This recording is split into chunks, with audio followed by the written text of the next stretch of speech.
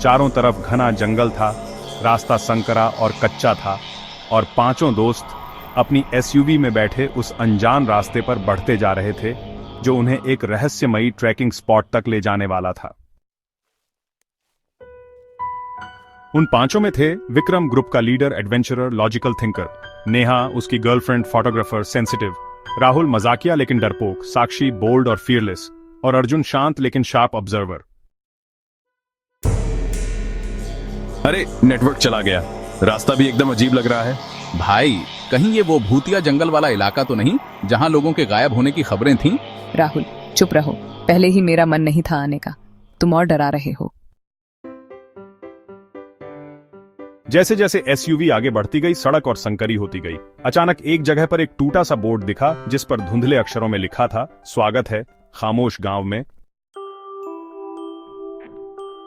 हम इस गांव में बोलते रहते हैं, मतलब हम शर्त तोड़ रहे हैं। और उसी पल मंदिर की घंटियां अपने आप बजने लगीं। सब लोग गाड़ी में चलो, हमें यहां से निकलना होगा। पर जब वो भागने लगे तो देखा एसयूवी के चारों टायर कट चुके थे और गांव के सभी लोग बिना बोले उनकी तरफ बढ़ रहे थे। ये लोग हम पर हमला करेंगे? नहीं, ये हमें रोक रहे हैं ताकि हम फिर से कुछ ना कहें। और तभी विक्रम ने गुस्से में आकर चिल्ला दिया, किसे बेवकूफ बना रहे हो तुम सब? और जैसे ही ये शब्द निकले, विक्रम का शरीर झटका खाकर जमीन पर गिर पड़ा। उसकी गर्दन उल्टी दिशा में घूम गई थी और आंखें फटी की फटी रह गईं। पहला शब्द, पहली मौत। विक्रम की लाश जमीन पर पड़ी थी, उसकी गर्दन अननेचुरल ढंग से मुड़ी हुई थी और आंखें फटी की फटी रह गई थीं, जैसे उसने मौत को बिल्कुल करीब से देखा हो। नेहा चीख पड़ी, मगर अर्जुन ने तुरंत उसका मुंह दबा दिया। मत बोलो। साक्षी और राहुल डर से कांप रहे थे।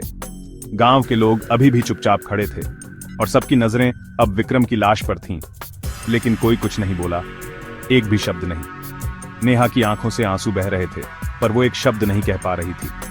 अर्जुन ने जमीन पर गिरी डायरी उठाई और फिर से पढ़ना शुरू किया।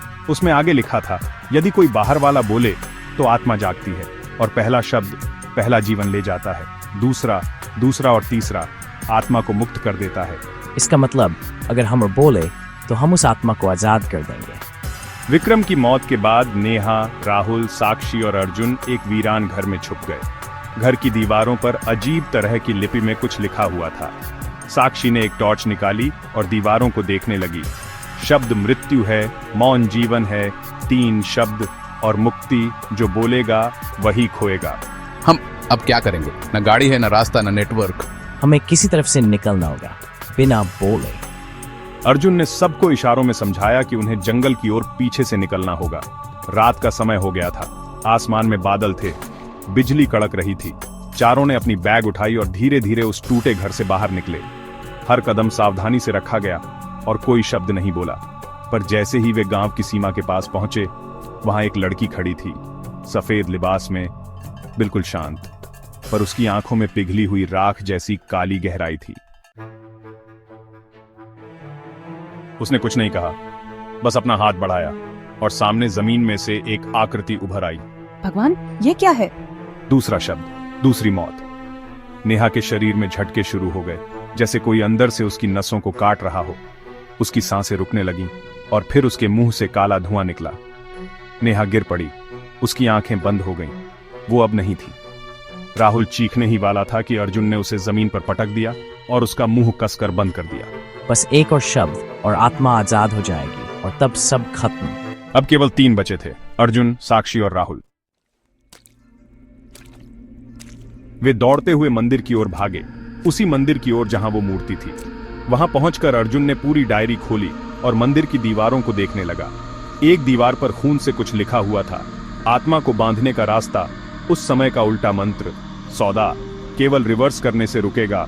अर्जुन ने तुरंत डायरी के पन्ने पलटे और अंत में एक पेज पर उस रात के सौदे का मंत्र मिला। हम मौन रहेंगे, तू शांत रहेगी, शब्दों से ना जगे, ना हम मरेंगे। इसका उल्टा मंत्र बोलना पड़ेगा, मगर बोलना तो मना है। अगर हमने तीसरा शब्द बोला तो आत्मा आजाद हो जाएगी। कोई और तरीका? तभी मंदिर में खड़ी सफेद लिबास वाली आत्मा जोर से चीख पड़ी, बिना आवाज के। बस उसके मुंह से लहरें निकलीं जो हवा में गूंजने लगी। अर्जुन को एक ख्याल आया, अगर आत्मा की भाषा में उसी की तरह बिना बोले शब्द बोले जाएं, तो क्या मंत्र काम करेगा? उसे याद आया, मंदिर में बनी मूर्ति के चारों ओर उभरे चिन्ह एक पैटर्न में थे, जैसे किसी एंशिएंट कोड की भाषा हो। उसने अपने खून से उंगलियां भिगोईं और उल्टा मंत्र उन चिन्हों में उस मूर्ति के सामने लिख दिया। गए मरना हम, जागे न से शब्द, रहे शांत तू, रहेंगे मौन हम। और जैसे ही अंतिम चिन्ह लिखा गया, मूर्ति की आंखों से धुआं निकलने लगा और वो सफेद लिबास वाली आत्मा जोर से कांपी, फिर एक आग की लपट में बदलकर हवा में गायब हो गई। सन्नाटा लौट आया। अर्जुन, साक्षी और राहुल थक कर वहीं गिर गए। सांसें तेज थीं, पर कोई कुछ नहीं बोल रहा था। अब एक शब्द भी मत बोलना, ये गांव अभी भी जागा हुआ है। मंदिर शांत था, मूर्ति बुझ चुकी थी, पर गांव अब भी वैसा ही था, खामोश। विक्रम और नेहा अब इस दुनिया में नहीं थे, और अर्जुन, साक्षी और राहुल अब सिर्फ 3 बचे थे। क्या अब हम बाहर जा सकते हैं? नहीं, अभी नहीं, एक आखिरी चीज बाकी है। मंदिर के अंदर की एक दीवार अचानक खिसकती है। उसके पीछे एक संकरी गुफा नजर आती है। अब और क्या रह गया है? जिस आत्मा को बांधा गया था वो पूरी तरह से तब तक शांत नहीं होगी जब तक उसकी असली कहानी पूरी तरह उजागर न हो। गुफा के अंदर टॉर्च की हल्की रोशनी में वे तीनों धीरे धीरे चलते हैं। वहां दीवारों पर चित्र उकेरे हुए हैं, जिनमें एक लड़की दिखाई देती है जिसे गांव के लोग जंजीरों से बांध रहे हैं। उसके मुंह पर ताला लगा हुआ है। उसने ही सबसे पहले बोला था, वह श्रापित हुई और फिर पूरे गांव को श्राप दे गई। तीसरा शब्द उसे मुक्त कर देगा और सब खत्म हो जाएगा। राहुल का शरीर थरथराने लगा। उसने कागज उठाया और कांपते हुए लिखा, मुझसे नहीं होगा, मुझसे ये सब और नहीं देखा जाता। और जैसे ही उसने एक हल्की फुसफुसाहट की, शब्द 3 हुआ, आत्मा जागी। मंदिर की मूर्ति एक बार फिर काली पड़ने लगी, हवा में राख उड़ने लगी, और उस लड़की की आत्मा, जिसे वर्षों पहले बांधा गया था, अब गुफा के पीछे से बाहर निकल रही थी। लेकिन अब उसकी शक्ल बदल चुकी थी, चेहरा आधा इंसानी और आधा राक्षसी। अब क्या? क्या इस आत्मा को हमेशा बुराई समझा गया, या वो भी कभी इंसान थी? अर्जुन ने उस आत्मा की ओर देखा, और पहली बार उसने अपनी आंखें बंद कीं और खुद से पूछा। उसी पल आत्मा की आंखें भर आईं, उसके चेहरे पर करुणा आई और उसकी स्मृतियां दीवारों पर दिखने लगी। 78 साल पहले ये आत्मा एक सामान्य लड़की थी, चारुलता। वो गांव की पहली लड़की थी जो पढ़ना जानती थी। उसने गांव में स्त्री शिक्षा की मांग की थी, पंडितों की मनमानी के खिलाफ आवाज उठाई थी। लेकिन उस आवाज ने गांव के बुजुर्गों की सत्ता को हिला दिया। उन्होंने कहा, ये लड़की अपने शब्दों से पाप फैलाएगी। और तब उसी आवाज को बंद करने के लिए चारुलता को आत्मा कहकर मंदिर में बांध दिया गया। अब अर्जुन सब समझ चुका था। ये आत्मा पिशाच नहीं, अन्याय का जीवित रूप थी। उसने हाथ जोड़कर आत्मा से कहा, तुम्हारी लड़ाई सही थी, हमने तुम्हें गलत समझा। अब वक्त है तुम्हें मुक्ति देने का, सच को स्वीकार करने का। और पहली बार किसी ने उस आत्मा से संवाद किया। बिना डरे, बिना चीखे और बिना बोले चारुलता की आत्मा मुस्कुराई और हवा में घुलने लगी।